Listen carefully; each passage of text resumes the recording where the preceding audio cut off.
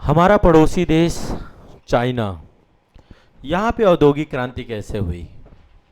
आज आप देख रहे हैं विश्व का मैन्युफैक्चरिंग हब बन चुका है चाइना। जितने भी उपकरण आप देख रहे हैं इस आसपास, जितनी भी चीज़ें दिख रहे हैं, सब चाइना से बन के आया हुआ है। ठीक है। हम जितना भारत में भी जितनी भी चीज़ें इंपोर्ट की जाती हैं ना, ये फ़ोन भी जो है आपका है तो अमेरिकन कंपनी का, लेकिन बना हुआ चाइना में है। समझ रहे हैं आप? तो अल्टीमेट चाइना ने क्या किया अपने आप को, अभी आपने देखा था ट्रंप गए थे चाइना, और अकेले नहीं गए थे, 30 लोगों को लेकर के पहुंचे थे चाइना। तो आखिरकार चाइना का इंडस्ट्रियल रेवोल्यूशन कैसे हुआ, आज इसके बारे में हम विस्तार से पढ़ेंगे, समझेंगे एक सेशन में। औद्योगिक क्रांति के संदर्भ में मैंने आपको विश्व के बहुत सारे देशों का इंडस्ट्रियल रेवोल्यूशन बताया है कि ब्रिटेन में हुआ, फिर बेल्जियम में हुआ, ऐसे करके स्टेप बाय स्टेप हमने देखा है। आज हम चाइना का औद्योगिकरण देखेंगे और इसके बाद हम भारत का औद्योगिकरण देखेंगे। जापान का औद्योगिकरण हमने देखा था कि जापान में औद्योगिकरण कैसे हुआ, लेकिन अभी जो विश्व के सबसे अग्रणी देशों में से एक है वो है चाइना। क्या लगता है कब से शुरुआत हुई होगी औद्योगिक क्रांति की? चाइना में कब से शुरू हुई होगी? गेस करो। चाइना,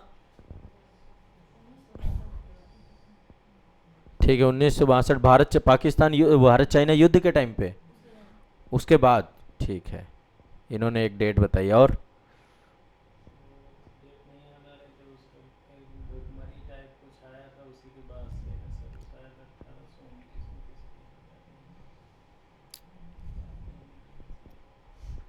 चलो कोई बात नहीं, सब ये मतलब आपका है कि 1950 के बाद ही हुआ है सब कुछ। ठीक है, ऑलमोस्ट सही है आप।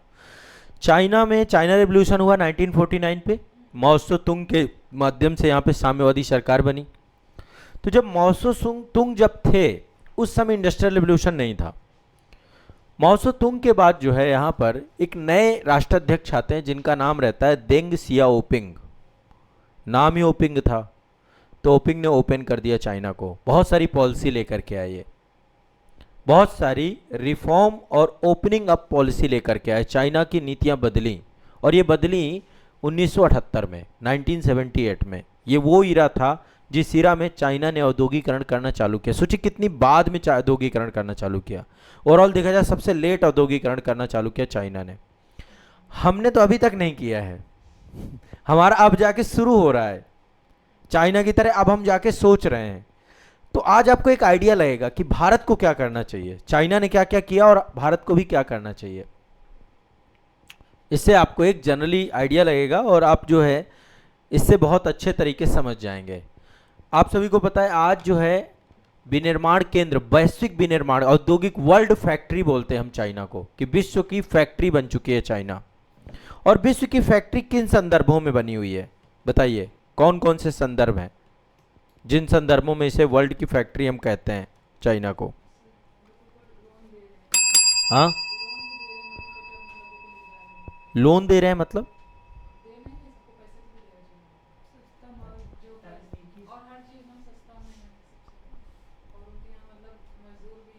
हाँ, श्रम वगैरह है, सारी चीज़ें सस्ता है।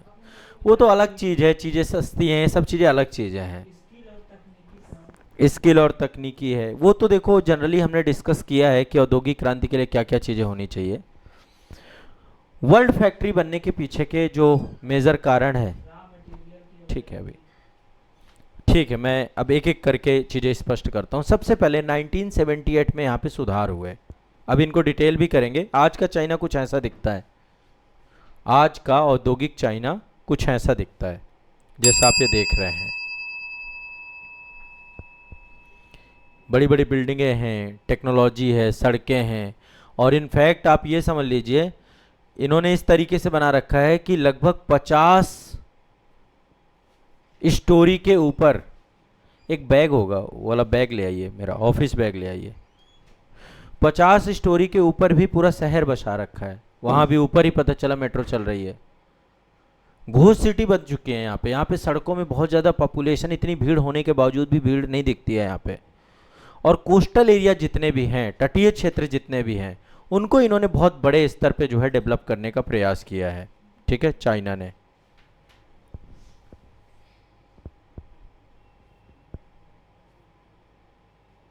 ठीक है। तो सबसे पहले 1978 में हुआ यहाँ पे, 1978 में यहाँ पे एक क्रांति हुई आपकी। हाँ इसे ले आओ।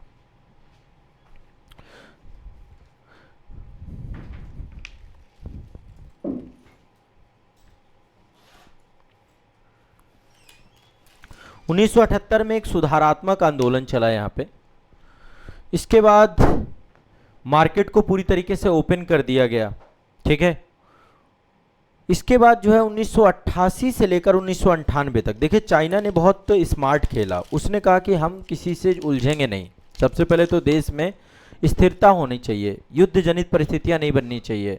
तो शांतिपूर्ण उदय की नीति अपनाई इन्होंने कि हम पहले शांतिपूर्वक तरीके से अपने देश को डेवलप करेंगे।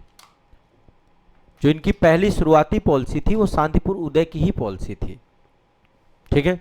चाइना ने बहुत साइलेंटली अपने आप को लेकर के चला है और साइलेंटली ही उसने अपने आप को वर्क किया है अभी तक में। तो पहला चरण जो है औद्योगिकरण का था 1988 से लेकर 1998 तक। कुछ यहां पे मैं डेट ऐड करूंगा क्रम से। पहला है 1978, 78। दूसरी डेट है 1980 से लेकर 1998 तक। और तीसरा जो समय काल है जो अभी वर्तमान में चल रहा है सन 2000 से लेकर अब तक,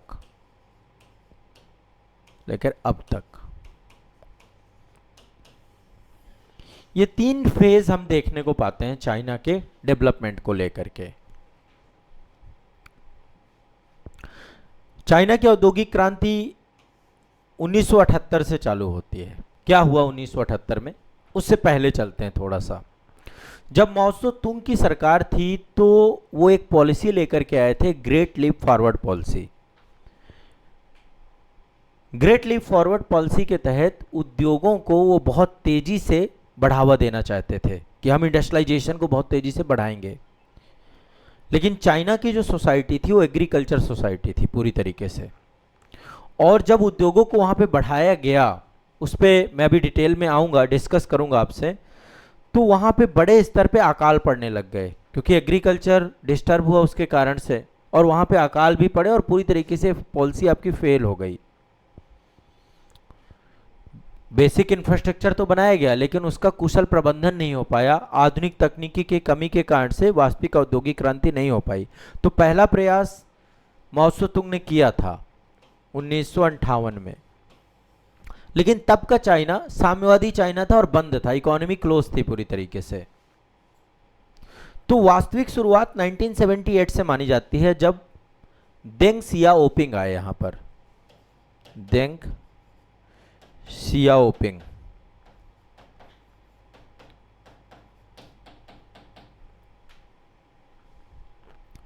इन्होंने क्या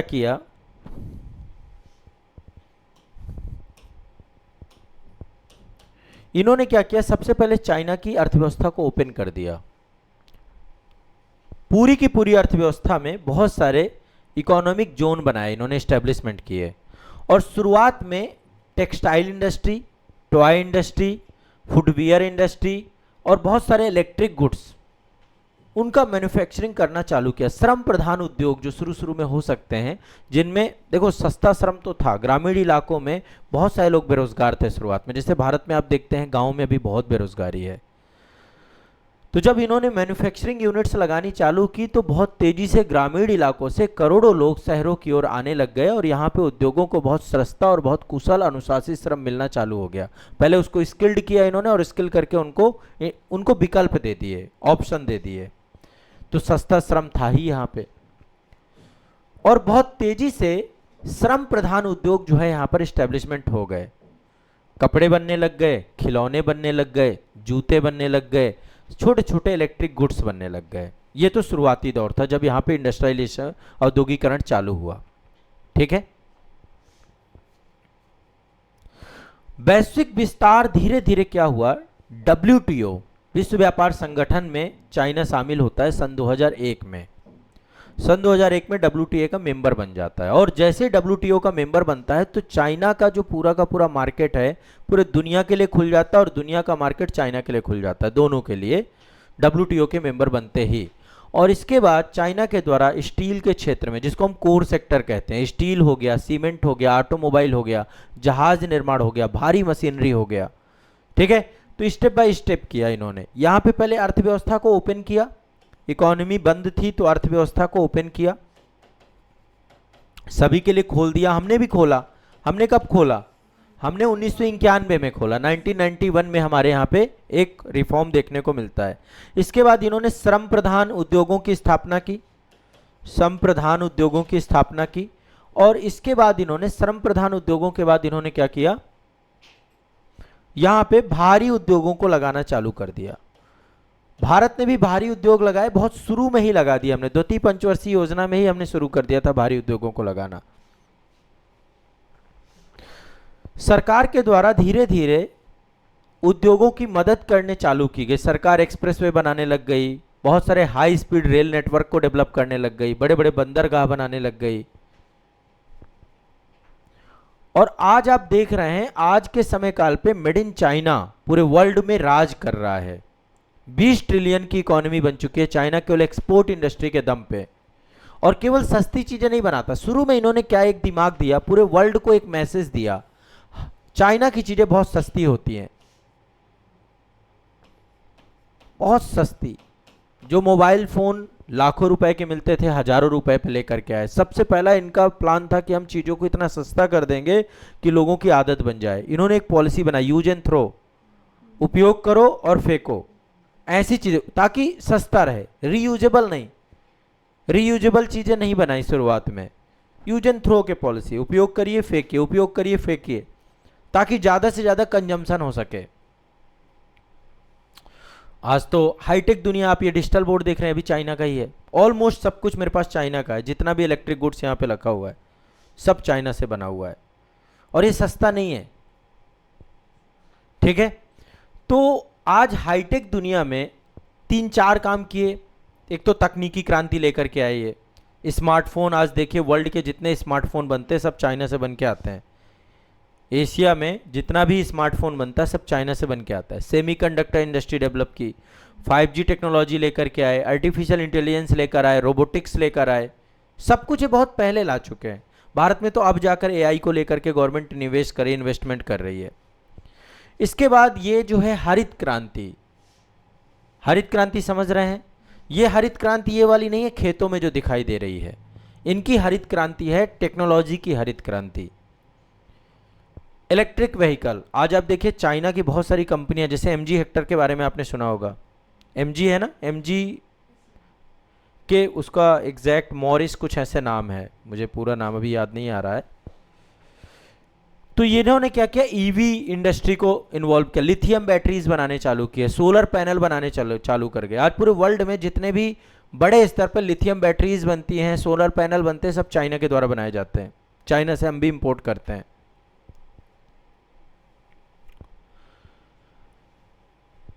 शुरुआत में चीन में इतना देर कैसे हो गया, अभी इसके बारे में थोड़ा सा डिस्कस करेंगे कि चीन की औद्योगिक क्रांति इतने लेट कैसे चालू हुई। सबसे पहले 1978 में क्यों चालू हुई, इसके पीछे के कारण क्या है।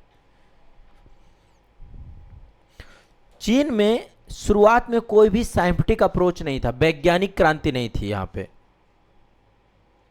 शुरुआत में यहाँ पे विज्ञान, देखिए जैसा कि मैंने औद्योगिक क्रांति के लिए आपको बेसिक चीजें बताई हैं, क्या क्या बातें बताई हैं, क्या क्या होना चाहिए।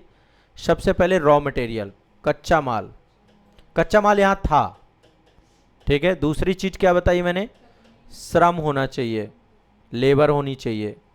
तीसरी चीज पूंजी होनी चाहिए, कैपिटल होनी चाहिए। चौथी चीज तकनीकी होनी चाहिए,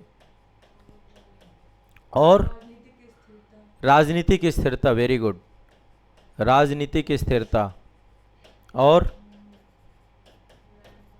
क्या होना चाहिए, जमीन होनी चाहिए, भूमि की उपलब्धता होनी चाहिए, और बहुत सारे कारण बताए थे, बाजार होना चाहिए और मार्केट होना चाहिए। ये सब कारक मिल करके जो है किसी भी देश में रेवोल्यूशन लाते हैं, इंडस्ट्रियल रेवोल्यूशन लाते हैं। चाइना में शुरुआत में वैज्ञानिक क्रांति नहीं हुई, साइंटिफिक रेवोल्यूशन नहीं हुआ। आप यूरोप में भी देखते हैं तो यूरोप में सबसे पहला काम क्या हुआ, वहाँ पे पुनर्जागरण हुआ, वैज्ञानिक क्रांति हुई सबसे पहले वहाँ पे, ठीक है। और वैज्ञानिक क्रांति के परिणाम स्वरूप ही वहां पे धीरे धीरे फिर बाकी सारी चीजें उपलब्ध थी, वैज्ञानिक क्रांति हुई और धीरे धीरे वहां पे मशीनीकरण होने लग गया।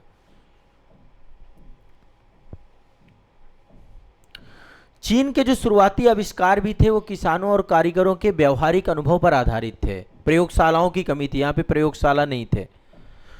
पश्चिम के देशों ने अपनी प्रयोगशालाओं को मार्केट से जोड़ दिया था, लैब टू मार्केट प्रोग्राम लेकर के आ गए थे। लेकिन चीन में अभी भी पुरानी अनुभव आधारित प्रणाली ही चल रही थी और ये बहुत लंबे समय तक चली, 1978 तक चलती रही। कन्फ्यूशियस विचारधारा और प्राचीन इंपीरियल सिविल सर्विसेज परीक्षा, केजू बोलते हैं उसको, उसी के इर्द गिर्द चाइना चलता रहा आपका। विज्ञान की उपेक्षा की जाती थी हमेशा, जैसे हमारे यहां भी है ना, हम आज भी अपने वैदिक ज्ञान को सबसे ऊपर रखते हैं, ठीक है। लेकिन हमारा जो भारत के यदि आप देखें तो हमारा जितना भी ज्ञान था वो सारा साइंटिफिक था, उस टाइम भी साइंटिफिक था। मैंने आपको जो है जब साइंस टेक की हमारी क्लास हुई थी तो हमारा उसमें डिस्कशन हुआ था कि इंडिया में सब कुछ था, मैथ भी थी शुरुआत में, है ना, साइंस भी था, बायो भी थी, हर चीज़ था शुरू से ही। लेकिन चाइना में ऐसा नहीं था। चाइना में साहित्य, दर्शन और इतिहास, केवल ये चीज़ें थी, विज्ञान नहीं था वहाँ पे। तो विज्ञान की उपेक्षा होती थी, जैसे गणित, भौतिकी, तकनीकी, नवाचार, इनको कोई जगह नहीं थी। बौद्धिक वर्ग जो वहां का था, इंटेलेक्चुअल वर्ग जो था, वो विज्ञान पे निवेश नहीं करना चाहता था, विज्ञान पे इन्वेस्ट नहीं करना चाहता था।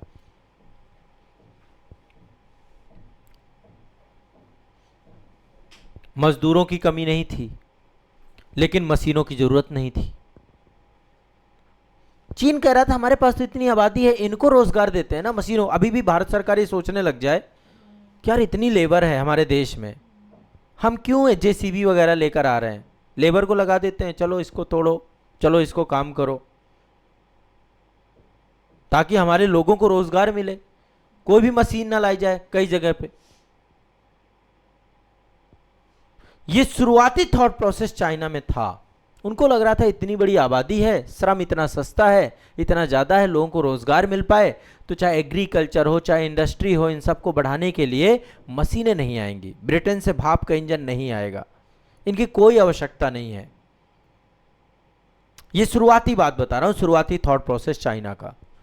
और आप इससे रिलेट करिएगा, जब कभी कोई नई टेक्नोलॉजी आती है ना, उसको जितनी जल्दी अडॉप्ट कर लो उतनी जल्दी आप बहुत तेजी से इन्वॉल्व हो जाओगे। या तो टेक्नोलॉजी आप लेकर आ जाओ, आप ही रिसर्च कर लो, और यदि नहीं हुई तो फिर आपको कहीं से इंपोर्ट करनी पड़ेगी टेक्नोलॉजी।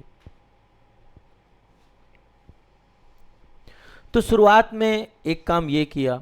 अच्छा, यूरोप में क्या चल रहा था? यूरोप में एक प्रतिस्पर्धा चल रही थी, एक होड़ लगी हुई थी। छोटा से छोटा देश डेनमार्क भी कह रहा था कि मैं भी जो है इंडस्ट्रियल रेवोल्यूशन करूंगा, और चाइना इतना बड़ा था, केंद्रीकृत साम्राज्य था, चीनी सम्राट थे, बहुत सारे सम्राट थे, मिंग सम्राट, मिंग राजवंश, किंग राजवंश, ऐसे राजवंश थे वहां पे। तो उनका उद्देश्य था कि राज्य में केवल स्थिरता बनी रहे, सुरक्षा बनी रहे, कोई प्रतिस्पर्धा की जरूरत नहीं, आराम से चलेंगे, कोई दिक्कत नहीं है। देखो, शुरुआत का थॉट प्रोसेस और अब के थॉट प्रोसेस जमीन आसमान का अंतर है। आज चाइना वो है कि हम सारी टेक्नोलॉजी बनाएंगे। कितनी बड़ी यूटर्न ले लिया इन्होंने पूरी अपनी पॉलिसी से, शुरुआत से। व्यापार पे प्रतिबंध लगा दिया, बोला हमें बाहरी दुनिया से कोई मतलब नहीं है, बंद रखो अपनी बॉर्डर्स को, चाइना की बॉर्डर सिर्फ चाइना के लोगों के लिए रहेंगी, बाहर से कोई आने ना पाए, बंद कर दो पूरे प्रदेश को, कोई इंपोर्ट एक्सपोर्ट नहीं, कुछ भी नहीं। तो बाहरी संपर्क को कम कर दिया गया, समुद्री व्यापार पे प्रतिबंध लगा दिया गया था। अब जब समुद्री व्यापार, देखो विदेशी जब कोई आता है ना, तो वो केवल अपने साथ ट्रेड लेकर नहीं आता, व्यापार लेकर नहीं आता है, ट्रेड के साथ साथ नए विचार भी लेता है, नई तकनीक। मैंने आपको बताया बेल्जियम में जो इंडस्ट्रियल रेवोल्यूशन हुआ उसमें ब्रिटिश बहुत सारे लोग पहुंच गए, अमेरिका ने तो पूरा खुफियागिरी की। अब आप सोचो, अमेरिका से कम 100 लोग आ जाएं भारत में, टॉप क्लास, नासा वाले ज्वाइन कर लें इसरो को, आपको क्या लगता है वो साइंटिस्ट फिर अलग लेवल पे ले जाएंगे? तो इसने सबके लिए बंद कर दिया, ना तो विचार, ना तो तकनीकी, ना तो व्यापार, शुरुआत में प्रतिबंध लगाया। ये सब शुरुआती बात है। मैं बात कर रहा हूं कि इतना लेट क्यों हुआ चाइना में इंडस्ट्रियल रेवोल्यूशन। यूरोप में औद्योगिक क्रांति इसलिए सफल हुई क्योंकि वहां पे जो कानून बनाए गए, जो पेटेंट व्यवस्था बनाए गए, उनमें साफ साफ बोला गया कि जो कमाओगे तुम्हारा है, निजी संपत्ति है तुम्हारी, प्राइवेट संपत्ति है।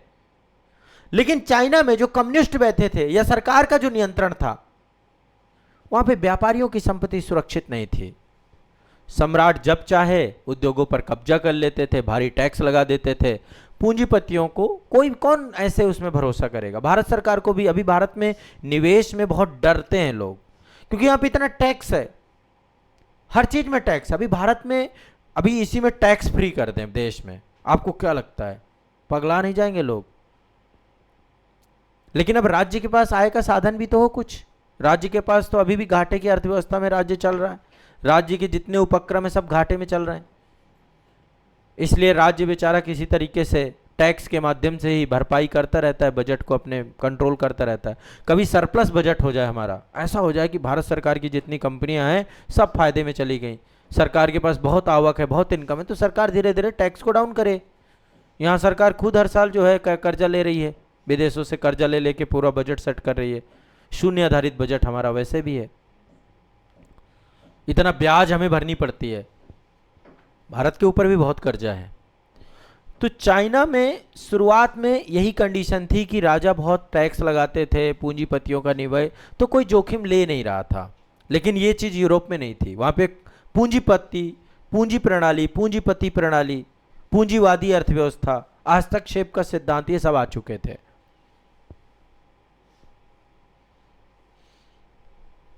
अब आप खुद सोचिए, बदलाव की कोशिश जब की 1978 में, बहुत लेट हो चुका था। और देखो, चाइना को एशिया का बीमार कहा जाता था। यहाँ हर कोई आया, इस पूरे देश को छोटे छोटे हिस्सों में लोगों ने शोषण किया। चाइना भी आया, फ्रांस भी आया, सब आए यहाँ पर।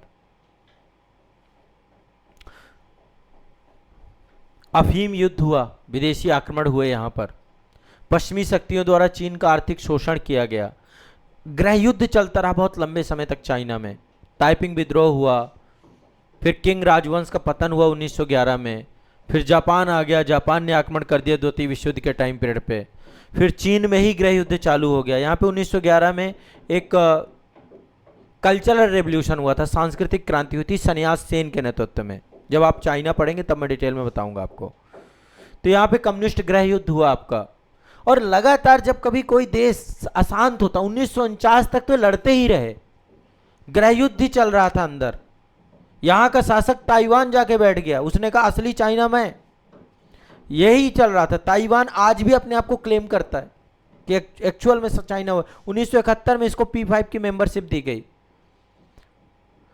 तो चाइना शुरुआत में बहुत डिस्टर्ब रहा देश, ये अर्थव्यवस्था पूरी तरीके से तबाह हो गई, एक गरीब कृषि प्रधान देश बना रहा ये। जब 1950 में 1949 में यहाँ पे चाइना रेवोल्यूशन हुआ, तो चीन के पास क्षमता थी, संसाधन थे, लेकिन विज्ञान के प्रति उदासीनता, अच्छी शिक्षा प्रणाली का ना होना, अत्यधिक केंद्रीकृत शासन होना, सस्ता श्रम होने के कारण से जो है मशीनीकरण ना करना, और आंतरिक अव्यवस्था, इन सब ने औद्योगिकरण में इसको लगभग 200 साल पीछे ढकेल दिया। 200 साल। कब हुआ था ब्रिटेन में औद्योगिकरण? 1760 में। उस दशक से स्टार्ट हो जाती वहां की स्टोरी। यहां पे कब हो रहा है? 1978 में। लगभग 200 साल पीछे हो गया चाइना। अब जब 200 साल पीछे हो गया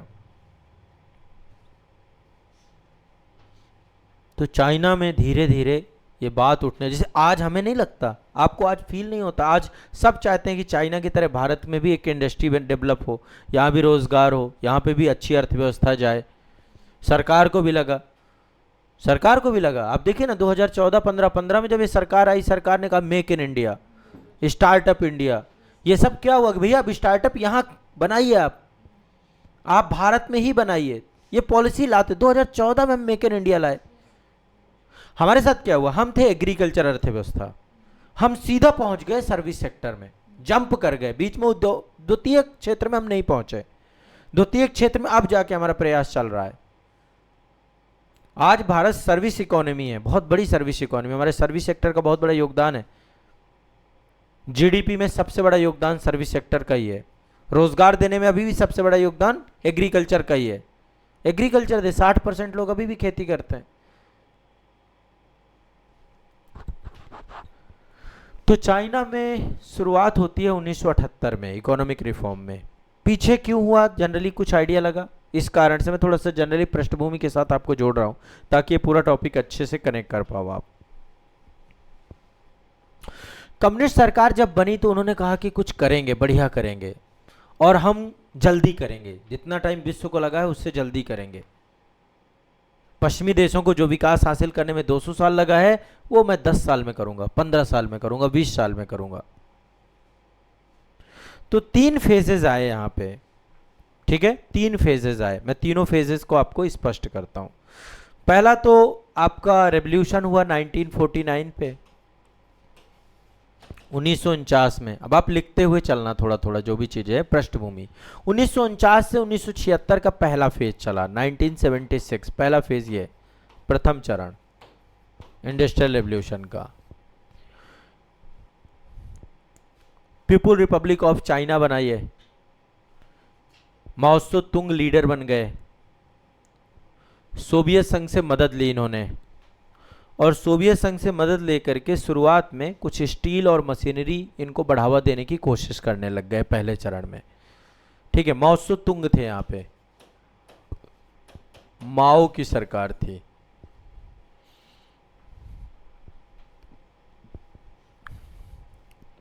ग्रेट लीप फॉरवर्ड पॉलिसी लेकर आए माओ।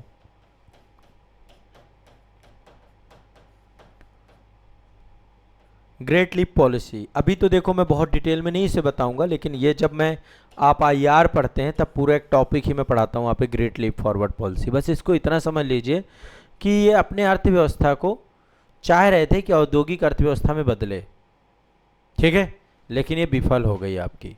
बुनियादी ढांचा तो इन्होंने बनाया लेकिन यहाँ से औद्योगिक क्रांति की शुरुआत नहीं हो पाई,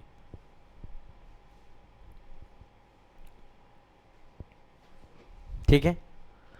इसके बाद शुरुआत होती है 1978 में। माओ के प्रयास के बावजूद भी पहला चरण पूरी तरीके से फेल रहा। तो 1978 से लेकर 1988 तक में दूसरे पर्सन आते हैं जिनका नाम रहता है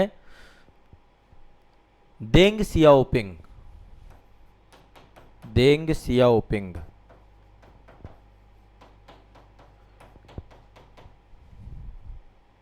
चीन के आधुनिक इतिहास में इनका सबसे बड़ा नाम है।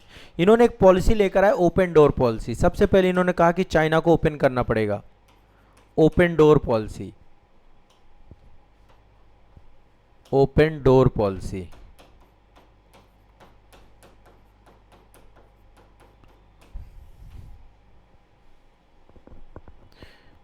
इन्होंने आर्थिक उदारीकरण करना चालू कर दिया और इन्होंने पहले एग्रीकल्चर में सुधार किए। भारत को भी यदि औद्योगिक बनना है एक ही काम करना पड़ेगा, एग्रीकल्चर। देखो लेबर कहां से मिलेगी हमें, जो लेबर लगी हुई है कृषि में, तो हमें पहले एग्रीकल्चर को मशीनीकृत कर देना चाहिए, पूरे एग्रीकल्चर को मशीनीकृत कर दीजिए। यही इन्होंने किया, सबसे पहले एग्रीकल्चर में सुधार किया, कृषि सुधार किए, कृषि सुधार किए। जैसे भारत में भी हरित क्रांति हुई ना, वैसे यहां पर भी पहले एग्रीकल्चर रेवोल्यूशन हुआ, ताकि किसानों को सरप्लस हो, ज्यादा माल मिल, ज्यादा उपज पैदा हो सके। इसके बाद ये ग्रामीण लेवल पे, ग्रामीण लेवल पे छोटे छोटे कुटीर उद्योग लेकर के आए, सामुदायिक उद्योग लेकर के आए, ठीक है, सामुदायिक उद्योग लेकर आए, उद्योग, कुटीर उद्योग। सबसे पहले तो इन्होंने अर्थव्यवस्था को खोल दिया, फिर इसके बाद इंडस्ट्रीज लगा दी, कुटीर उद्योग लगा दिया, सामुदायिक उद्योग लगा दिया। मात्र 10 सालों में, जब ये आए थे तब लगभग 15 लाख ग्रामीण फर्में थीं, वो लगभग हो गई 2 करोड़। इतनी तेजी से बढ़ी मात्र 10 साल में। इससे क्या हुआ, गांव आत्मनिर्भर बनने लग गए, एक घरेलू बाजार बनने लग गया। गांव मतलब बाहर से चीजें अब इंपोर्ट नहीं करनी पड़ रही हैं, सब चाइना के लोग ही चाइना की जरूरतों को पूरा कर रहे हैं, ठीक है। ये चीजें चलती रहीं, यानी कि अल्टीमेट इन्होंने एक सस्ता श्रम आधारित उद्योग लगाने चालू किए। श्रम आधारित उद्योग, आधारित उद्योग, सस्ते और श्रम आधारित उद्योग, जो कि लगभग कुटीर उद्योग के तौर पे, कुटीर उद्योग, सामुदायिक उद्योग, ग्रामीण लेवल पे उद्योग ये लगाने चालू किए। फूड प्रोसेसिंग यूनिट्स लगानी चालू कर दी, सरकार ने निवेश करना चालू कर दिया। इसके बाद ये 10 सालों में ये चेंजेस हुए। फिर 1988 से 1998 तक एक चरण आपका 10 साल का अगला ये रहा। एक्चुअल में देखा जाए तो इस टाइम पे ये है आपका तीसरा चरण। इस टाइम पे ही यहां पे इंडस्ट्रियल रेवोल्यूशन हुआ। कैसे हुआ यहां पे? अब सामान जो है, जो कि गांव में इन्होंने यूनिट्स बनाई थी, वो धीरे धीरे बनने लग गया और वो ज्यादा मात्रा में बनने लग गया।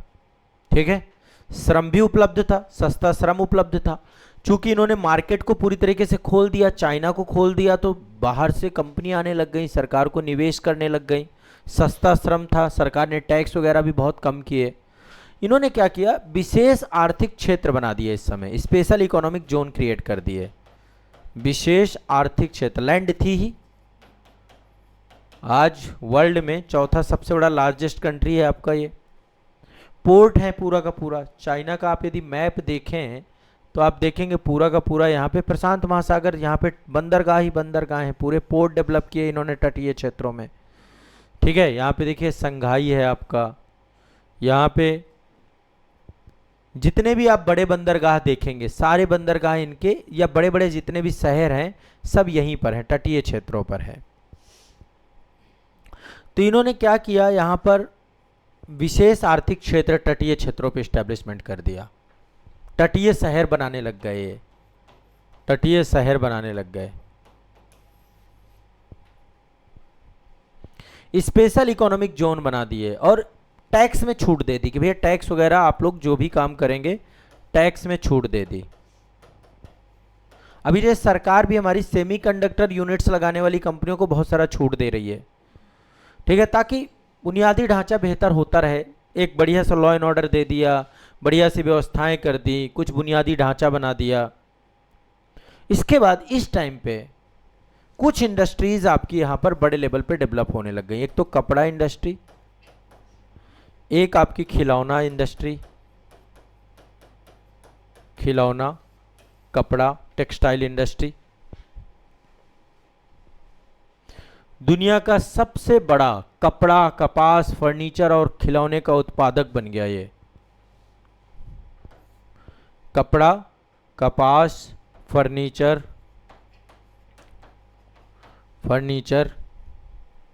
खिलौनों का निर्यातक बन गया, एक्सपोर्टर बन गया चाइना। निर्यात, एक्सपोर्ट करने लग गया।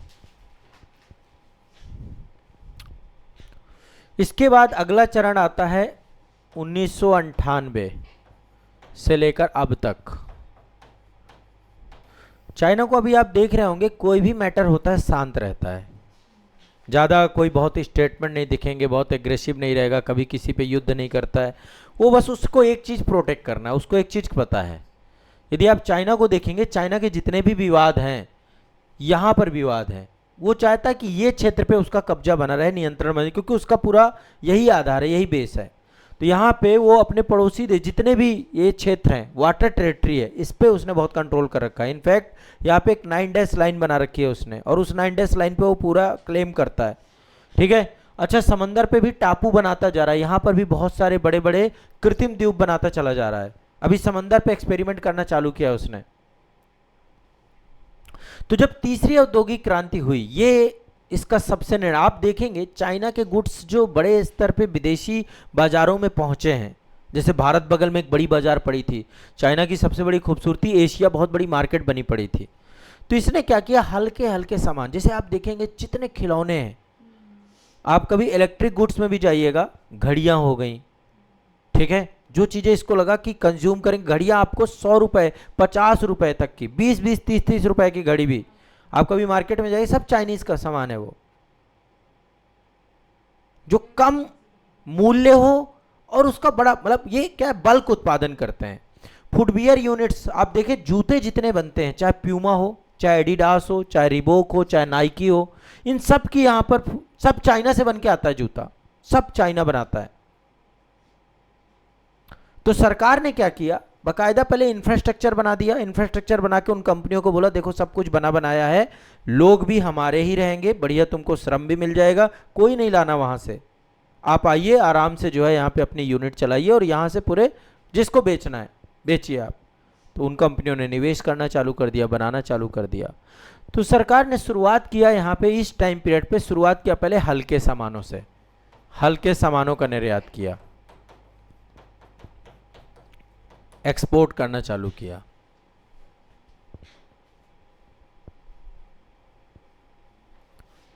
ठीक है, अब हल्के सामानों के निर्यात से जो कैपिटल मिली, जो पूंजी मिली, और इनका बल्क थोड़े बड़े लेवल पे नहीं। आप देखेंगे शुरू में चाइना वाले फोन आते थे सन 2000, 2003, 4, 5, उस टाइम पे चाइना के फोन आने चालू हो गए थे।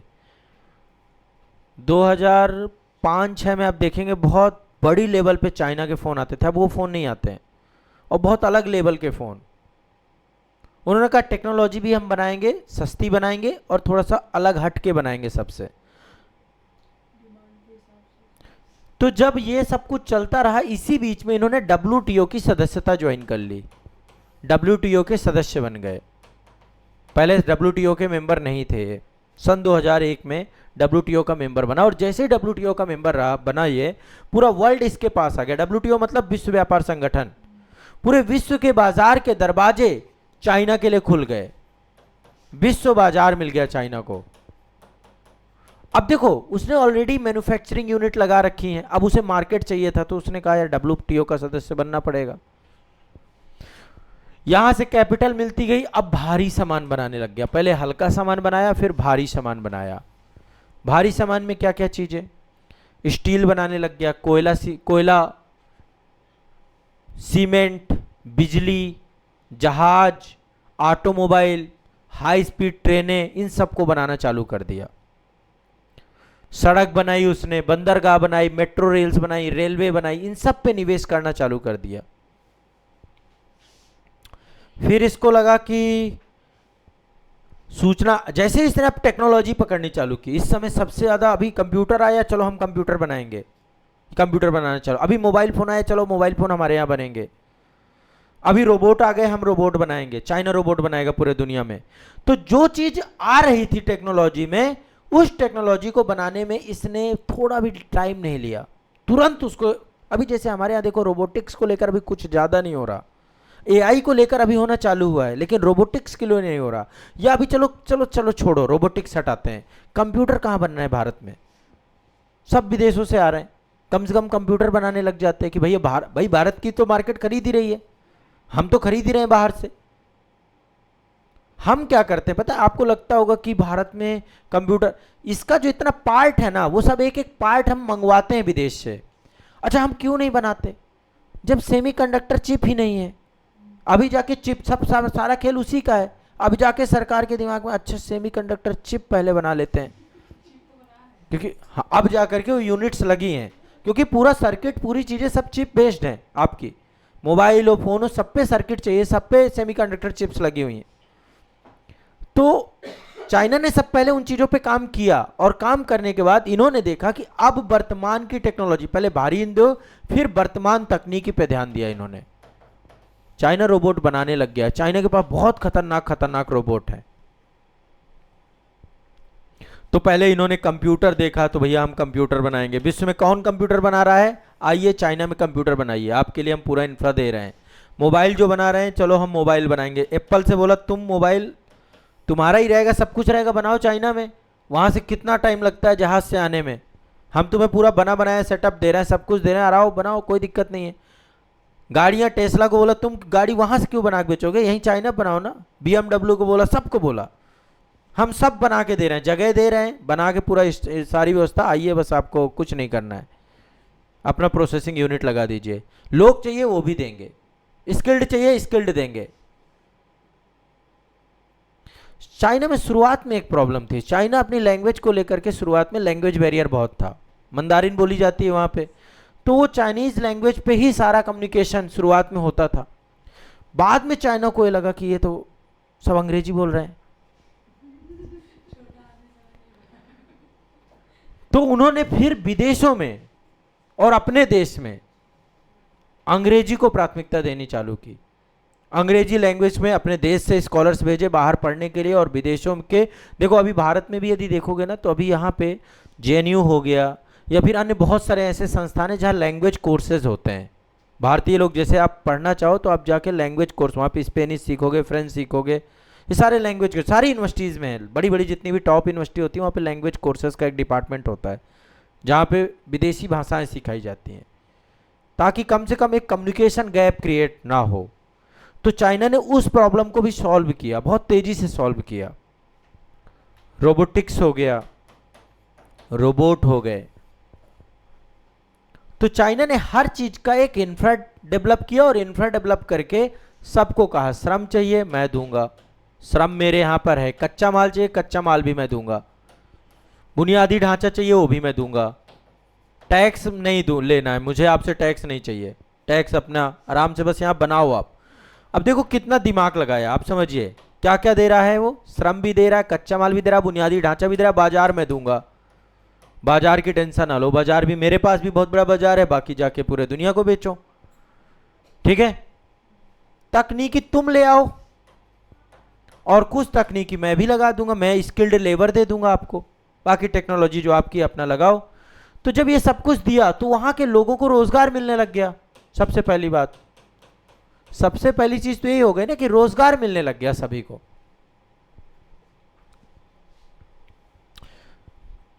तो चाइना का बहुत स्पष्ट 35 से 40 सालों में, 1978 से अब तक देखें तो लगभग आपका ज्यादा टाइम नहीं हुआ, 40 साल ही हुए हैं, जो दुनिया ने 200 साल में हासिल नहीं कर पाई चाइना उसे 40 साल में हासिल कर लिया उसने। तो ये डेंग सियाओपिंग के टाइम से चालू हुआ, 1978 से। डेंग सियाओपिंग ने महसूस किया था कि केवल साम्यवादी विचारधारा से, एक बंद अर्थव्यवस्था से देश की गरीबी दूर नहीं की जा सकती। शुरुआत में चाइना बहुत गरीब देश था, तो उन्होंने आधुनिकीकरण करने की बात की और उन्होंने ओपन डोर पॉलिसी, चाइना के दरवाजे पूरे विश्व के लिए खोल दिए। तो पहले ग्रामीण औद्योगिकरण किया गया, गांवों को मजबूत किया गया, एक घरेलू जिम्मेदार प्रणाली डेवलप की गई, कृषि क्षेत्र में सुधार किए गए, किसानों को अपनी जमीन पर खेती करने और सरकारी कोटे से अनाज खुले बाजार पर खुले मुनाफे पर बेचने, किसानों की आय बढ़ाई गई, ग्रामीण क्षेत्रों में पैसा जाके पहुंचने लग गया। अभी हमारे यहाँ पे किसान आत्महत्या कर रहे हैं, ग्रामीण क्षेत्र को लेकर सरकार का थॉट प्रोसेस कुछ भी नहीं है।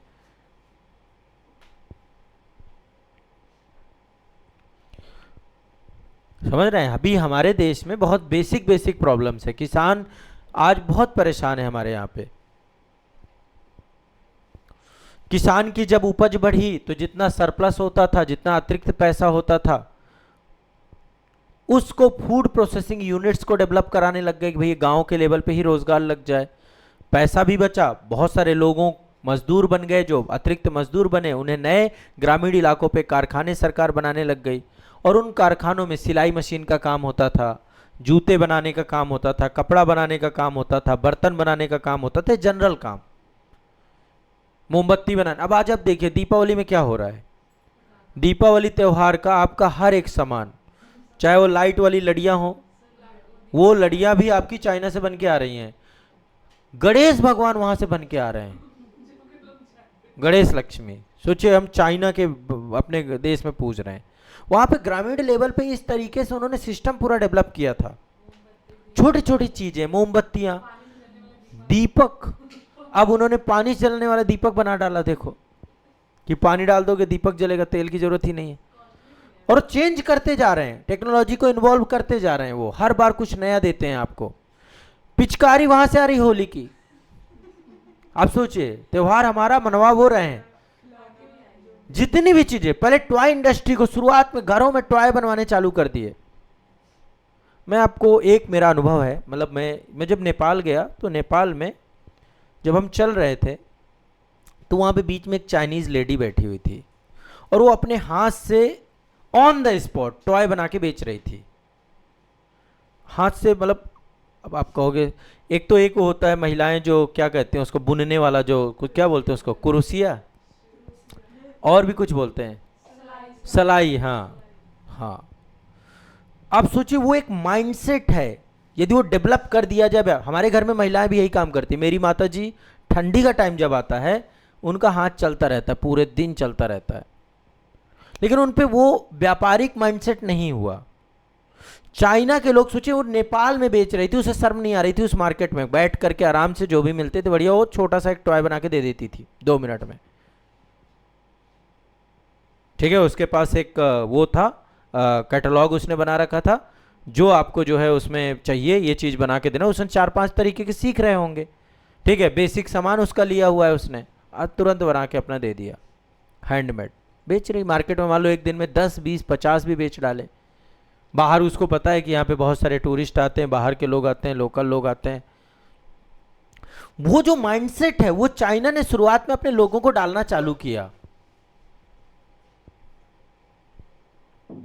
उसने कहा पूरे विश्व के त्योहार हम मनाएंगे। सोचिए, जो पूरा क्रिश्चियन कम्युनिटी है ना, जितना आप क्रिश्चियन कम्युनिटी में आप देखेंगे कि स्टार बनता है, वहां पे स्टार लगाते हैं, वो पूरे त्योहार सब चाइना मनवाता है उनको। कहां से बैन कर दोगे आप उस देश को? उसने ग्रामीण फर्में बनाई, पहले लोकल लेवल पे काम किया। आज हमारे यहाँ गांव का आदमी क्या कर रहा है बेचारा?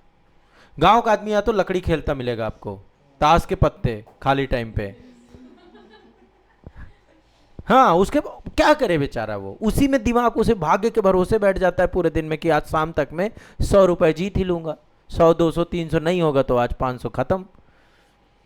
और जब उसके दिमाग में एक ही चीज चल रही है कि शाम तक में कुछ लग गई तो फिर कुछ पीने का भी जुगाड़ हो जाएगा।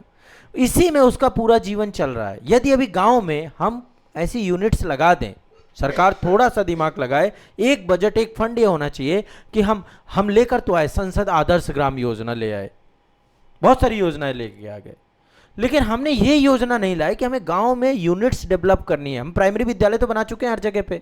यदि सरकार ऐसी कोशिश कर ले कि हमें एक यूनिट डेवलप करनी है, एक बेसिक इंफ्रास्ट्रक्चर ये बनाना है कि वहां पे रोजगार देंगे लोगों को, 2 चीजें एक साथ जोड़ दे, वहीं पर स्किल सेंटर भी हो, जो सीख ले उसको वहीं पर रोजगार भी मिल जाए।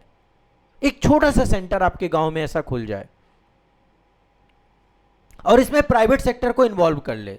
सरकार ने कर भी रखा है, आप देखते होंगे वो सिलाई मशीन वाले सिलाई केंद्र होते हैं बहुत सारे, वो फ्री में सिलाई सिखा रहे हैं, लेकिन वो सब भ्रष्टाचार के भेंट चढ़े हुए हैं। जो स्किल डेवलपमेंट प्रोग्राम चल रहा था सरकार का, वो उसका जमीनी हकीकत आप सोच ले, इतना गंदा है कुछ कहने को नहीं। एनजीओ वगैरह लोग चलाते हैं, करते हैं, लेकिन मतलब वो एक मिशन मोड पे, जैसे चाइना ने किया। चाइना को यह था कि पहले मुझे अपने देश की ये जो एग्रीकल्चर इकोनॉमी है, इनकी आय को बेहतर कर देना है, तो उसने, गवर्नमेंट ने सेल्फ इनिशिएट किया। तो मात्र 10 साल में गांव की अर्थव्यवस्था बिल्कुल जबरदस्त हो गई। वहां के लोग खेतिहर मजदूर, औद्योगिक श्रमिक बन गए। बढ़िया जाते थे, खेती करते थे, खेती करने के बाद अतिरिक्त समय बचता था, वहां से भी इनकम लाते थे। पहले चरण में ये किया इन्होंने। फिर ग्रामीण उद्योगों के मॉडल को वैश्विक स्तर पर ले गए कि भैया हम जो है श्रम प्रधान, अब लेबर इंसेंटिव बनेंगे, वस्तुओं का मास प्रोड्यूशन करेंगे, बड़े लेवल पे, बड़े पैमाने पर चीजें डेवलप करेंगे।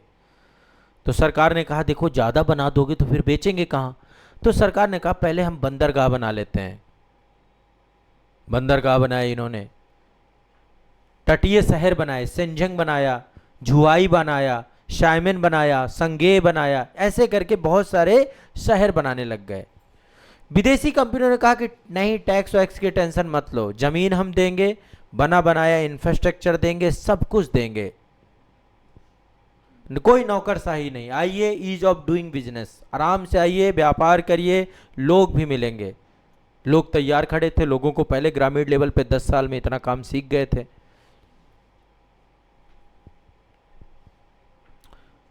अब चीन के पास 10 सालों में, जो ये पहला राउंड हुआ, इसमें 10 सालों में एक अनुशासित जनसंख्या डेवलप हो गई थी, जिसको कंपनियों में, रोजगारों में काम करना पसंद रहता था।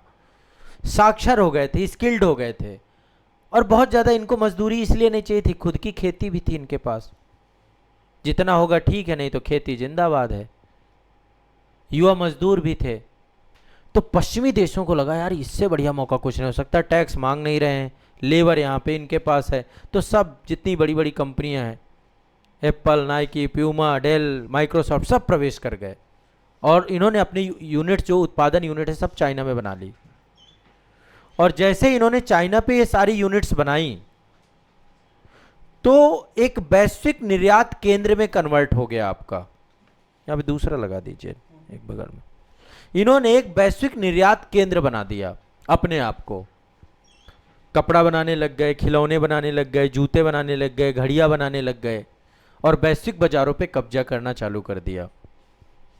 तीसरे चरण पे पहले हल्के सामान बनाए, छोटी छोटी लाइट चीजें,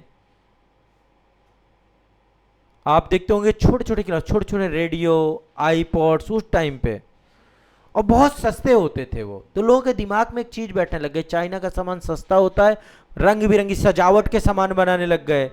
मतलब वो एक छोटे छोटे ठेले लगा करते थे भारत में, मुझे याद है, अब तो ठेले लगते हैं कि नहीं लगते, उनमें बहुत सारा वैरायटी का माल सामान रखा होता है, घड़ियाँ 50 प्रकार की, छोटे छोटे रेडियो ऑपरेटर। अब वो टाइम, अब वो मिलता है कि नहीं मिलता। अब अभी देखिए, चले जाइए, आपको लैंप लेना हो, चाइनीज़ लैंप अलग अलग प्रकार के आपको मिल जाएंगे, डिज़ाइन इतनी प्रकार की दे देंगे, आपका मन खुश हो जाएगा। तो सब कुछ देने लग गए, रंग बिरंगी बॉल बनाने लग गए, बॉल को ज़मीन पे मारिए लाइट जल रही है, यार ये भी होता है। ये सब चीज़ें उन्होंने पूरा, उनको पता है मेले होते हैं, त्यौहार होते हैं, इनमें इस तरीके की चीज़ें ही लोग खरीदते हैं। उन्होंने वो जो आप लोग देखते हैं ना, उनको एक पता था, घर पे जो टॉय इंडस्ट्री है ना, अभी जैसे इंडिया में टॉय इंडस्ट्री को लेकर अब गवर्नमेंट काम कर रही है, अब जाकर सरकार करेगी भैया हम मेड इन इंडिया खिलौने बनाएंगे। अच्छा, मेड इन इंडिया, अभी खिलौने खरीदने जाइए आप, खिलौने खरीदने जाएंगे तो मेड इन इंडिया वाले बहुत महंगे भी आपको मिलेंगे, बहुत महंगे मिलेंगे, और आपको बहुत अच्छी क्वालिटी नहीं मिलेगी। लेकिन चाइनीज खिलौना सॉलिड, मजबूती। अच्छा, शुरू में इन्होंने कहा यूज एंड थ्रो बनाएंगे, तो लोगों को लगा चाइना का माल ठीक नहीं होता है। एक ये भी बन गई थी शुरुआत में कहानी, चाइनीज है, चाइना का माल चले तो 4 दिन, चले तो शाम तक, नहीं तो शाम तक। हाँ, ये कंडीशन शुरुआत में रही। तो ये शुरुआत में इनकी पॉलिसी थी, ये तो लोगों तक पहुंचना चाहते थे। 200 रुपए का कोर्स, शुरुआत में सस्ता, जितना सस्ता हो सके, बाद में उसको 78,000, 20, 50 लाख रुपए का भी बेचेंगे। उस माइंडसेट पे इसको जो है कि पहले लोगों को हम क्या करें, सस्ता कर दें और मास प्रोड्यूशन कर दें, ताकि लोगों के दिमाग में चाइना बैठना चालू करे, आम आदमी के हाथ में चाइना आ जाए। एक सामान्य से सामान्य व्यक्ति भी चाइना का फोन खरीद सकता था उस टाइम पे। 1000 रुपए का फोन कौन देता है ये बताओ? 1000 रुपए का फोन, चाइना का फोन खरीदना है, कोई दिक्कत नहीं, मिलेगा आपको, चाइना का मिलेगा। चाइना पेन तक बनाने लगा, आप लिख रहे हो ये पेन भी, ये सब यूज एंड थ्रो, ये सब चाइनीज है, सब चाइनीज चीज है, कोई इंक विंक दोबारा नहीं रिफिल। हमारे यहाँ क्या बन रहा था, एक निपिया पेन होता था, उसमें ले इंक भर भर के हम जो है उसी उसमें, उन्होंने बेसिक नीड समझी वर्ल्ड की और चीजों को सस्ता करके बेचना चालू किया। फिर इसके बाद जब इनको लगा सारा सिस्टम सेट हो चुका है, अब कोई दिक्कत नहीं, हमारे यहाँ सब तैयार हैं, सीधा WTO के पास चले गए कि भैया अब हमें बाजार चाहिए पूरे विश्व का, चीज़ें बन रही हैं, खूब ज़बरदस्त तरीके से बन रही हैं, अब इन्हें हमें बेचना है। तो 2001 में चीन ने WTO में शामिल हो लिया, और ये एक टर्निंग पॉइंट था इनके लिए, दुनिया भर में सामान बेचने लग गए ये। सीमा शुल्क बहुत सस्ता था, चीज़ें बहुत सस्ती थी, सब अब देखो जहाँ सस्ता मिलेगा मार्केट में पहुँचना चालू हुआ, लोकल मार्केट से प्रतिस्पर्धा किया, भाई ज़बरदस्त बिक रहा है सब कुछ। भारी उद्योगों का विस्फोट हो गया यहाँ पे। इसके बाद इन्होंने कहा आप भारी उद्योग, हल्के से काफ़ी पैसा मिल गया, अब इस पूंजी को लगाएंगे भारी उद्योग पे। स्टील बनाने लग गए, एल्युमिनियम बनाने लग गए, सीमेंट बनाने लग गए, बिजली बनाने लग गए, जहाज बनाने लग गए। तो एक इकोसिस्टम जनरेट हो गया यहाँ पे। सरकार ने कहा हम, आप टेंशन मत लो, 1 घंटे में, कौन से आप माल बनाओगे 1 घंटे में आपका पहुंच जाएगा बंदरगाह। इन्होंने कहा हम बुलेट ट्रेन चलाएंगे, बुलेट ट्रेन बना डाली इन्होंने। आज हम दिमाग लगा रहे, बुलेट ट्रेन मांग रहे हैं, दूसरे से कह रहे हैं अभी बन जाए। अभी हमारे यहाँ बुलेट ट्रेन की क्या हालत है, आ गई क्या एक भी? चाइना शुरुआती बुलेट ट्रेन बनाने वाले देशों में। बुलेट ट्रेन क्या करती, जापान ने तो अभी फ्रेट कॉरिडोर बना दिया अपना बुलेट ट्रेन का, उसने कहा मालगाड़ी भी बुलेट ट्रेन की स्पीड से दौड़ेगी। हमने अभी अपना फ्रेड कॉरिडोर अभी बनाया। हमारे यहाँ पे मालगाड़ियाँ चला करती थी 20-30 किलोमीटर पर घंटे की रफ्तार से, हमारे यहाँ ये स्पीड थी। ट्रांसपोर्टेशन ही तो है। अब किसी माल को पहुंचाना है आपको 5 दिन में, आप पहुंचा रहे हो 20 दिन में, रास्ते में ही माल आधा गड़बड़, ठीक है। दूसरा उसका ट्रांसपोर्टेशन कॉस्ट, उसको वेयर हाउस लॉजिस्टिक कॉस्ट। तो स्पीड चाहिए अर्थव्यवस्था में जितनी तेज से।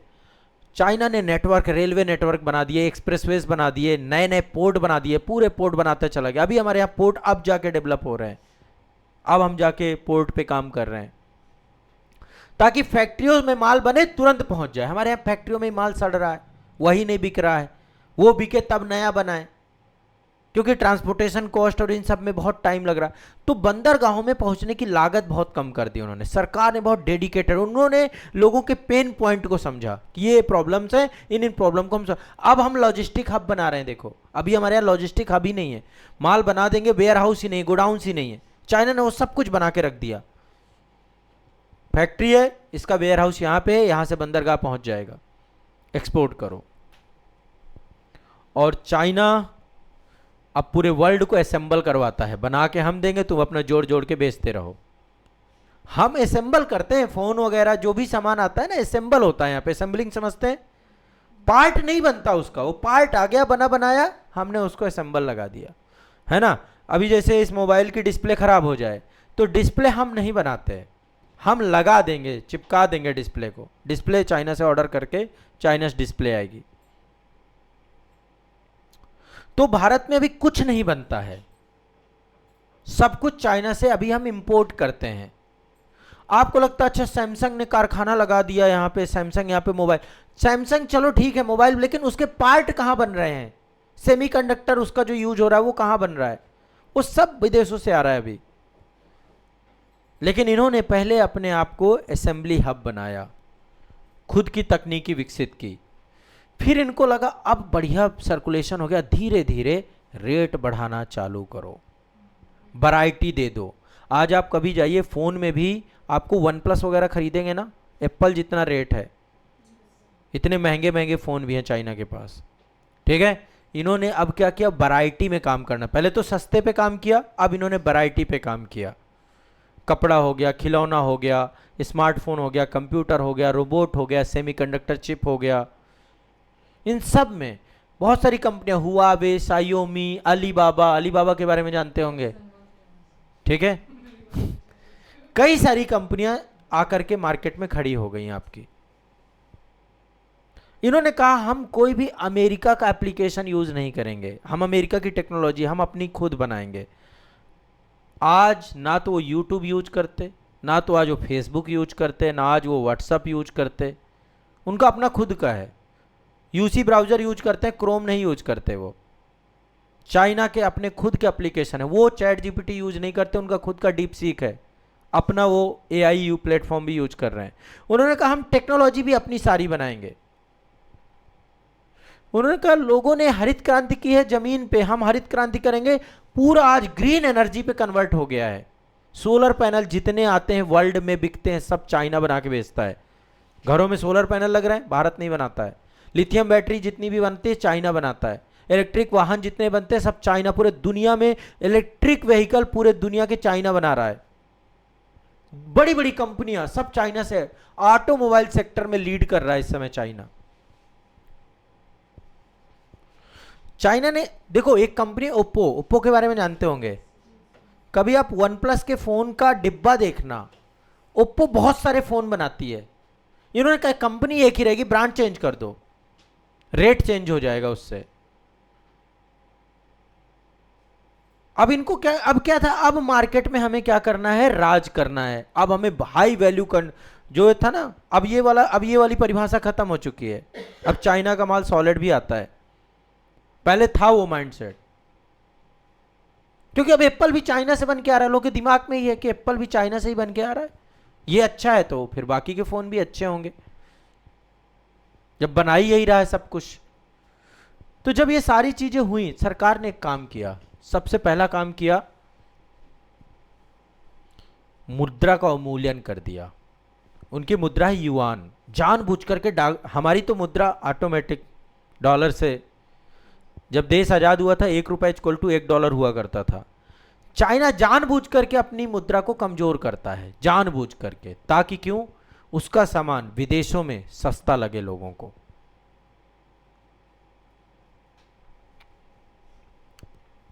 ठीक है, तो चाइना ने खुद के इंटेलेक्चुअल प्रॉपर्टी राइट को बहुत अच्छा किया। ये सारी चीजें कर करके आज चाइना जो है इस कंडीशन में पहुंच चुका है।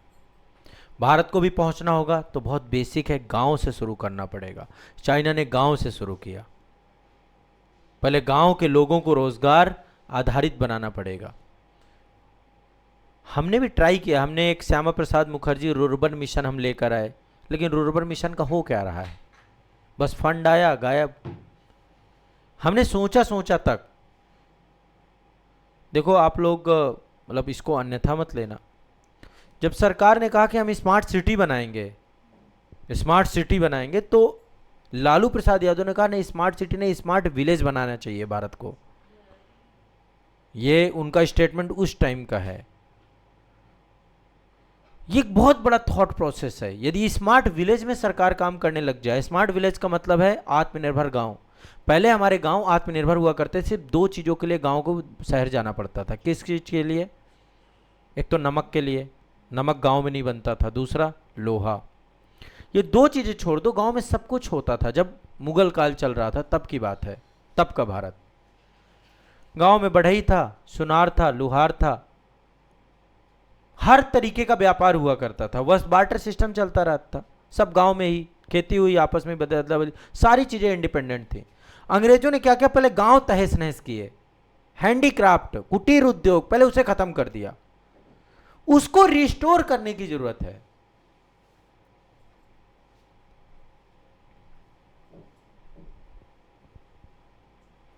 समझ रहे हैं?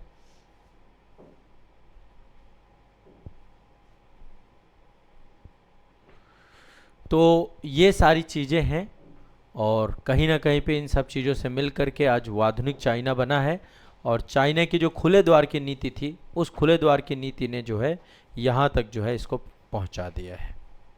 ठीक है, कभी एक सेशन लेकर के मैं आधुनिक बात, जब आप उसमें ग्रेट लीप फॉरवर्ड पॉलिसी देखेंगे क्या होती है, लेकिन ये बहुत विवादित रही, विनाशकारी आर्थिक नीति रही, इसका कोई बहुत ज़्यादा फर्क नहीं पड़ा। ठीक है, मैं जनरली 2-3 बातें आपको बता देता हूँ ताकि थोड़ा सा ग्रेट लीप फॉरवर्ड से कई बार क्वेश्चन भी आता है। चीन का इकोनॉमी कैसा था? एग्रीकल्चर। ये चाह रहे थे कि आधुनिक औद्योगिक महाशक्ति बन जाए, यही चाह रहे थे, पश्चिमी देशों को पीछा छोड़ दें ये। तो माओत्सो तुंग लेकर आया था ग्रेट लीप फॉरवर्ड पॉलिसी। तो इसने प्राइवेट खेती को समाप्त कर दिया पूरी तरीके से। ये लेकर आया पहले कम्यून प्रणाली, किसानों की जमीन, औजार, मवेशी, सब कुछ पीपल कम्यून्स के हो जाएंगे। एक इसने कम्यून सिस्टम बना दिया। ठीक है, कि अब प्राइवेट खेती नहीं होगी, जो कुछ होगा सरकारी खेती होगी। हर कम्यून में हजारों परिवार रहते थे और उनके काम करने का फैसला सरकार करती थी। तो एक कम्यून सिस्टम लेकर के आए थे ये। उनके रहने की व्यवस्था, खाने की व्यवस्था सब कुछ सरकार करेगी कम्यून सिस्टम में। रसोईया भी सामूहिक होता था। ठीक है, सरकार ने कहा खेती वेती छोड़ो तुम लोग, खेती कौन करेगा? सरकार करेगी। खेती का काम सरकार ने ले लिया, कम्यून प्रणाली ले आए। ग्रेट लीप फॉरवर्ड बता रहा हूं क्यों। ये कह रहा है हमको बहुत तेजी से ब्रिटेन और अमेरिका को पीछे छोड़ना है इंडस्ट्रियल रेवोल्यूशन में।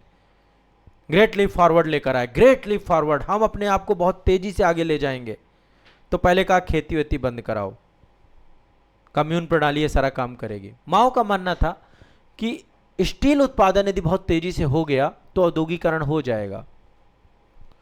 तो उसने क्या किया, औद्योगिक कारखानों की कमी को पूरा करने के लिए देश के हर घर में, हर स्कूल में कम्यून के पीछे छोटी छोटी भट्टियां बना दी उसने, जिसमें स्टील को गलाया जाता था। सोचिए, औद्योगिक कारखाने बना दिए उसने हर घर में, स्कूलों के पीछे, हर जगह पे। तो आम नागरिक और किसान अब क्या हुआ, अपना काम छोड़ दिए, खेती करना छोड़ दिए। खेती कौन करेगा? कम्यून करेगा। प्राइवेट खेती खत्म हो चुकी है, स्टील बनाने लग गए। सबको स्टील, गवर्नमेंट कंट्रोल कर रही है। देखो इसको, लोगों का एक स्टील कोटा होता था कि डेली इतना स्टील बनाना है आपको। उस स्टील से बर्तन बनते थे, कुल्हाड़ी बनती थी, खेती के औजार बनते थे, घर के दरवाजों के हैंडल बनते थे, एक सारा स्टील का सामान बनने लग गया।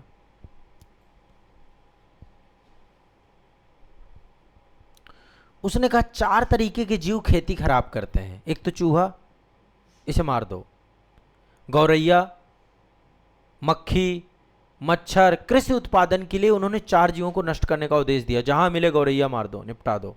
आज जो चिड़िया दिख नहीं रही ना, चाइना ने मारे हैं सारे, मार के खा जाओ। मच्छर पता नहीं मार नहीं पाए ये, बाकी सबको मार लिए। क्योंकि गौरैया खेतों में जाती थी, दाने खाती थी, तो लोगों ने जो है जाल बिछाने चालू कर दिए गौरैया का। ड्रम बजाते थे और गौरैया को उसमें जाल में आके फंसा, सामूहिक शिकार होना चालू हो गया। जहां गौरैया मिले निपटा देते थे, भूंज के खा जाते थे। फिर तो एग्रीकल्चर को टिड्डों को नहीं छोड़ा इन्होंने, बक्सा, कीटनाशक और सब चीजों का उपयोग करके उनको भी खत्म करना चालू कर दिया। ये सब उस टाइम की कहानी है, ग्रेट लीप फॉरवर्ड जब चल रहा था। अब देखो कौन स्टील कौन बना रहा है। स्कूल के पीछे भट्टी लगा रखी है, वो कितना अच्छा स्टील बना देगा। घटिया स्टील उत्पादन होने लग गया। लोगों ने लोहा पिघलाया तो, लेकिन वो कबाड़ बन गया बाद में, पिग आयरन बोलते हैं उसको, किसी काम का लोहा नहीं। तो कोयला भी बर्बाद हुआ, लोहा भी बर्बाद हुआ। कायदे के लोगों को काम देते, काम क्या दे रहे, डेली का कोटा बना दिया, इतना लोहा पिघलाना पड़ेगा। वो बेचारा खेती भी नहीं कर पा रहा है, बेचारा स्टील ही। बुनियादी ढांचा भी सरकार बना रही, बांध बना रही है, नहरें बना रही है, क्योंकि अब उसको जल्दबाजी है कि पूरे विश्व में जल्दी से मुझे एग्रीकल्चर करना है। गौरैया खत्म कर दिए, फसलों को खाने वाले कीड़े बेचारे, अब उनको कौन खाए। गौरैया दोनों करती थी, कीड़े भी निपटाती थी, कुछ खा भी लेती थी बेचारी। टिड्डियों की आबादी बहुत तेजी से बढ़ने लग गई। अब इनका दिमाग खराब, टिड्डियों को कैसे बचाएं। टिड्डियां बहुत खतरनाक होती हैं, उनका बहुत लंबा समय काल का जीवन नहीं होता है। एक बार हमला किया, पूरा फसल खत्म। टिड्डियों का हमला कभी देखा है आपने? मैंने एक बार देखा है, राजस्थान में था मैं, तब टिड्डियों का हमला हुआ, पूरा आसमान काला हो गया। पूरा आसमान, जब वो निकलती है पाकिस्तान की तरफ से आती है भारत में टिड्डियां, और जब टिड्डियां आती हैं जिस खेत में बैठ गई समझ लिया खेत खत्म। तो गौरैया खत्म तो टिड्डी को कौन खाएगा। टिड्डी, सरकार को डर लगने लग गया, कम्यून के अधिकारियों को डर लगने, उन्होंने अनाज के उत्पादन को झूठा बताने लग गए। इस बार जो है कम्यून वालों ने बिल्कुल क्रांति ला दी है, बहुत खतरनाक जो है अनाज के आंकड़े होने लगे। कम्यून वाले भी लिखने लग गए कि इस बार तो, भाई सरकार को भी झूठे आंकड़े पहुंचाते थे, सरकार सबको बताती थी कि इस बार तो क्रांति हो चुकी, जमीन में कुछ नहीं है।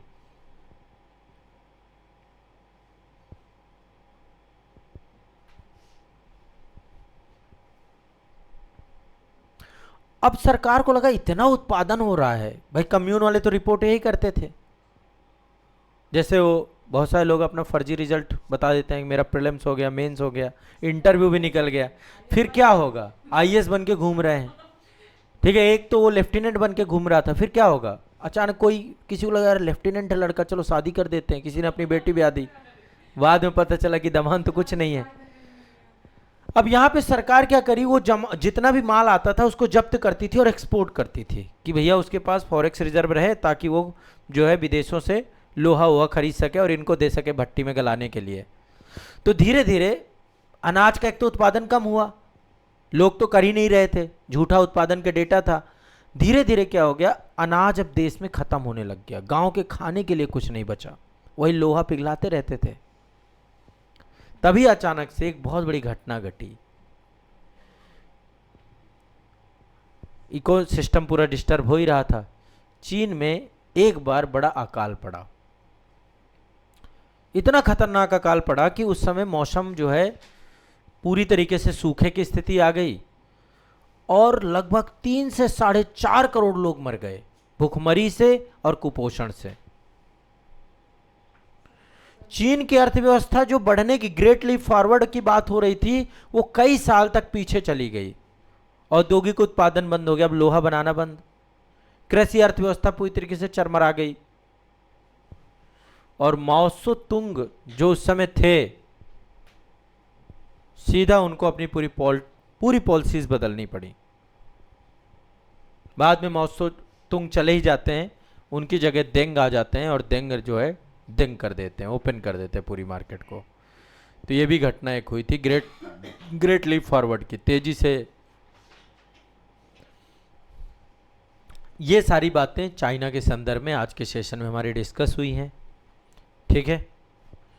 जनरली आपने कुछ ना कुछ चीज़ें लिख ली होंगी, समझ ली होंगी। इसमें कोई डाउट हो, कुछ ना समझ में आया हो तो बताओ। चाइना के औद्योगिकृत होने के पीछे के कारण को आपने समझ लिया होगा, ठीक है। हाँ, अकाल 1965 के बाद, जब 1965 से 1968 के बीच में बहुत बड़ा अकाल आया, 3 साल तक अकाल चला, और उस अकाल से जब करोड़ों लोगों की मृत्यु हुई तो चाइना की पूरी policy great leap forward fail हो गई आपकी। एजुकेशन के क्षेत्र में चाइना ने बड़ी बड़ी यूनिवर्सिटी बनाई। पेकिंग यूनिवर्सिटी है वहाँ की, टॉप क्लास यूनिवर्सिटी है। सिंघुआ विश्वविद्यालय है। उन्होंने बहुत सारे विश्वविद्यालय बनाए, बहुत सारी टेक्निकल यूनिवर्सिटी बनाई। उन्होंने शिक्षा के क्षेत्र में बहुत बड़ा निवेश कर रखा है चाइना ने। आज चाइना जो तकनीकी तौर पे इतना आगे है, उनको कोई मतलब नहीं है कि MIT क्या है, हार्वर्ड क्या है, दुनियादारी क्या है। उनको ये पता है कि हमारी यूनिवर्सिटी में वो सारी चीज़ें हैं, वो पूरा बेसिक इंफ्रास्ट्रक्चर है। तो इसने एजुकेशन के तौर पे भी अपने आप को बहुत मजबूती से खड़ा किया है। Skilled based education. हाँ हाँ, सुपर कंप्यूटर भी इनके पास हैं, बहुत सारी चीज़ें हर क्षेत्र में। आज चाइना लैब्स बनाई इन्होंने। जब इन्होंने सेकेंड फेज जब चालू हुआ, जब हल्के वाहन वो चीज़ें बनने लगी, उसी टाइम पीरियड पे इन्होंने विश्वविद्यालय, स्कूल, लैब्स, प्रयोगशालाएं सब कुछ बनाने चालू किया। जितनी भी कैपिटल आई, बेसिक चाइना की गवर्नमेंट ने पूरा बेसिक इंफ्रास्ट्रक्चर दिया है। इंडिया में क्या है, आप आइए, आने के बाद पूरा इंफ्रास्ट्रक्चर खुद बनाइए। जमीन भी हम देंगे तो उसमें भी हमें टैक्स कुछ लेना है, ठीक है। सब बनाइए, जीरो से बना के दीजिए, आप बनाइए आप, और फिर बनाने के बाद फिर आपको जो है जितना कमाइए उसको कुछ हिस्सा देते जाइए। ये पॉलिसी शुरू से रही है। लाइसेंस राज आपने सुना होगा, हर चीज़ के लिए लाइसेंस, भ्रष्टाचार। एक आपको साइन करानी है तो यहाँ पे फाइल अटकी पड़ी हुई है।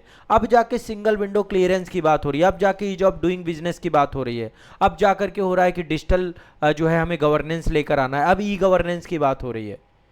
तो ये सब चीज़ें पहले नहीं थी और उसी के दुष्परिणाम हमें झेलने पड़े। आज हमारा देश लगभग हम 250 साल पीछे हैं औद्योगिक क्रांति से। अभी भी हम इंडस्ट्रियल रेवोल्यूशन के उस दौर को नहीं प्राप्त कर पाए जो भारत को चाहिए इतनी बड़ी आबादी के लिए। और अभी भी कितना साल लग सकता है आपको, 2047 तक? हाँ, अभी 20 साल पड़े हैं आपके। अभी पहले अब शिक्षा व्यवस्था दुरुस्त हो, यही आफत पड़ी हुई है। एजुकेशन को लेकर इतनी सारी दिक्कतें हैं, ठीक है। तो ये चाइना के इंडस्ट्रियल रेवोल्यूशन से जुड़ी हुई घटनाक्रम थी। चलिए।